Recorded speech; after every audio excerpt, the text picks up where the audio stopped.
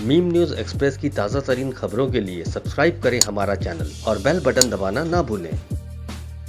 अस्सलाम वालेकुम, मैं मंसूर शेख मुंबई महाराष्ट्र से आपकी खिदमत में पेश हुआ हूं। आज ये वीडियो बनाने का एक खास मकसद है, जैसे कि अभी कुछ दिनों से जो भयानक न्यूज आ रही है यहाँ पर और जिसको कोई मीडिया चैनल्स नहीं दिखा रहे। अभी 2-3 दिन पहले पानीपत हरियाणा के अंदर एक बहुत ही दर्दनाक वाकया हुआ, जो वहां पर एक मुस्लिम नौजवान था अखलाक सुलेमानी नाम का, उसको बाकायदा कुछ लोगों ने पकड़ के मारा पीटा। उसके बाद वो वहां से निकल के भागा और वो किसी घर के पास पहुंचा जहां उसको पानी की प्यास लगी थी।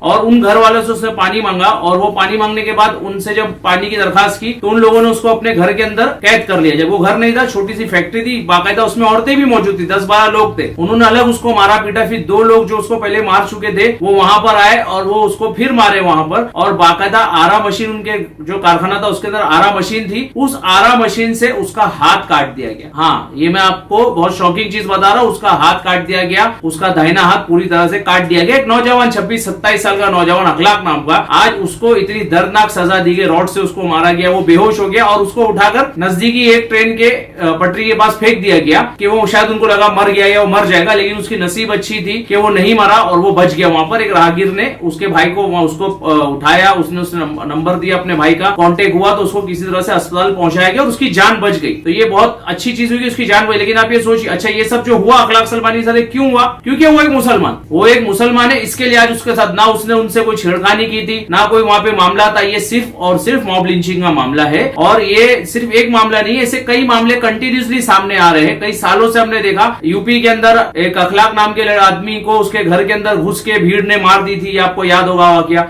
एक हाफिज जुनैद नाम का 14 साल का नौजवान जो ट्रेन में अपनी मां से मिलने ईद में अपने घर आ रहा था, उसकी शर्मगाह पर इतना मारा गया, ट्रेन के अंदर इतना मारा गया कि वो शहीद हो गया। इन सब लोगों का कोई कसूर नहीं था। पहलू खान याद होगा आपको। ऐसे कई केसेस अगर मैं बताऊं आपको तो आपकी किताबें भर जाएंगी, आपकी डायरियां भर जाएंगी, लेकिन ये नाम खत्म नहीं होगी। जितना जुल्म हमारे पर 73 सालों के अंदर हुआ है, चाहे कोई भी सरकार रही हो, मैं किसी खास सरकार को नहीं बोलता हूं, चाहे कोई भी सरकार रही हो, हमारे साथ इतना ही जुल्म हुआ है। लेकिन अब जो 6-7 सालों में ये ज्यादतियां बढ़ गई। जो ज्यादती पहले होती थी छुप छुपा की होती थी, अंधेरे में होती थी, अब ये ज्यादती खुलेआम हो रही, क्योंकि एक भाजपा की मनुवादी और संघवादी सरकार केंद्र में बैठी है और उनकी सीधा सीधा टारगेट सिर्फ और सिर्फ मुसलमान है, जो आरएसएस की आइडियोलॉजी पर चलती है। और आरएसएस की आइडियोलॉजी क्या है? उनकी आइडियोलॉजी के अंदर मुसलमान कहीं भी फिट नहीं होता, उनको मुसलमान इस देश में नहीं चाहिए। बस सीधा सिंपल ये चीज है। तो आज अखलाक को मारा गया, इसके बाद में बासित अली नाम के एक बरेली के अंदर एक नौजवान को मारा गया, उसमें भी चोरी का इल्जाम लगाया, पेड़ पे लटका के मारा गया। ये आपको मैं हाल फिलहाल की 2-3 न्यूज बता रहा हूं, मतलब जो भी 15 दिन महीने में हुई है। उसके बाद एक आफ्ताब आलम नाम के एक टैक्सी ड्राइवर थे, उनको मारा गया। और जब उन्होंने अपने घर पे फोन लगाया तो उसपे फोन में आवाज आ रही थी कि जय श्री राम बोलिए, जय श्री राम बोलिए, और वो बाद में उनका फोन बंद हो गया और उसके बाद में उनकी कहीं पे लाश मिली। तो ये सब चीजें क्यों हो रही है? आज हिंदुस्तान सीधा सीधा लिंचिस्तान बनते जा रहा है। क्यों बनते जा रहा है? क्योंकि यहाँ पे ऐसे लोग हैं जो ये नहीं चाहते कि मुसलमान यहाँ पे सरवाइव करे। सिर्फ हाथ के ऊपर 786 का टैटो बना हुआ था वो अखलाक सुलेमानी के, उसका हाथ को आरा मशीन से, आप सोचिए आरा मशीन जिसपे काम होता है, जिसपे लकड़ियां काटी जाती है, उसके ऊपर किसी इंसान का हाथ काट दिया जाता है। और ये हमको सिखाते हैं कि आप बकरा काटते हैं, आप ये फला चीज काटते हो और आप नॉनवेज का सेवन करते हैं। अरे आप तो सीधा सीधा दर्द दरिंदे हो और आप तो सीधा इंसानों का सेवन करते हो, इंसानों का मांस खाते हो और इंसानों के नाम पे आप ये वैश्यान हरकतें करते हो। तो क्या आप इंसान हैं? आप तो किसी भी धर्म, मैं किसी धर्म के विशेष खिलाफ नहीं हूं, मैं किसी धर्म के खिलाफ, किसी आइडियोलॉजी के खिलाफ नहीं हूं, मैं सीधा सीधा सिर्फ खिलाफ हूं आरएसएस के और उनके जैसे मनुवादी और जनसंघी लोगों के, जो आज शहर में और आज हमारे मुल्क में इस तरह का जहर घोलने का काम कर रहे हैं। तो क्या आज हम ये समझ लें कि हमारे लिए महफूज नहीं है वतन, हमारे लिए भारत महफूज नहीं है? ये भारत जिसको खड़ा करने के लिए हमारे नौजवानों ने अपने सर दिए, इसकी बुनियादों में हमारे सर रखे हुए हमारे नौजवानों के, तब ये भारत खड़ा हुआ। तो क्या आज ये समझ लिया जाए कि भाई जो नौजवानों ने हमारी कुर्बानी दी थी, अशफाक उल्लाह खान की कुर्बानी क्या व्यर्थ गई? क्या मौलाना अबुल कलाम आजाद की कुर्बानी व्यर्थ गई? क्या लेफ्टिनेंट शाहनवाज खान की मां की इतनी बड़ी कुर्बानी व्यर्थ गई कि उन्होंने अपना नौजवान बेटा आजाद हिंद फौज के अंदर दे दिया और वो शहीद हो गया? और बाद में जब सुभाष चंद्र बोस आए तो उन्होंने सबसे कहा कि ये भारत माँ है, जो उसकी माँ थी उसको भारत माँ का दर्जा दिया सुभाष चंद्र बोस ने खुद गुजरात के अंदर। क्या यूसुफ मरफानी की 1 करोड़ रुपया 1920 में जो सुभाष चंद्र बोस को आजाद हिंद फौज बनाने के लिए दिया था, क्या वो व्यर्थ था?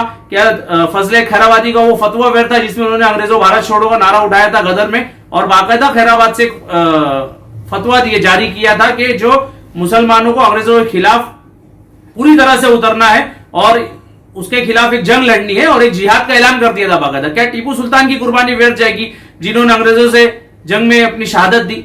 क्या बहादुर शाह जफर की कुर्बानी व्यर्थ जाएगी? मतलब मैं कितने नाम आपको, क्या वो हमारे उलमा जो दिल्ली से लेके कलकत्ता तक जिनको लटका दिया गया था, तकरीबन 1.5 लाख 2 लाख उलमाओं को शहीद कर दिया गया था और लाखों की तादाद में नौजवानों को गदर के बाद शहीद किया गया, क्या उनकी कुर्बानी को कोई मुकाम नहीं है, कोई मोल नहीं है? और हमने इस देश को चुना था, हम पाकिस्तान नहीं गए थे। हमारे बाप दादा ने इस देश को अपनी राइश का माना, इस देश को अपना वतन माना और ये छोड़ के अपने जाने से इनकार कर दिया। तो क्या उन्होंने गलती की थी? क्या मोहम्मद अली जिन्ना सही था? क्या मौलाना अबुल कलाम आजाद गलत थे? क्या डॉक्टर भीमराव बाबा साहब अम्बेडकर का आइन गलत था?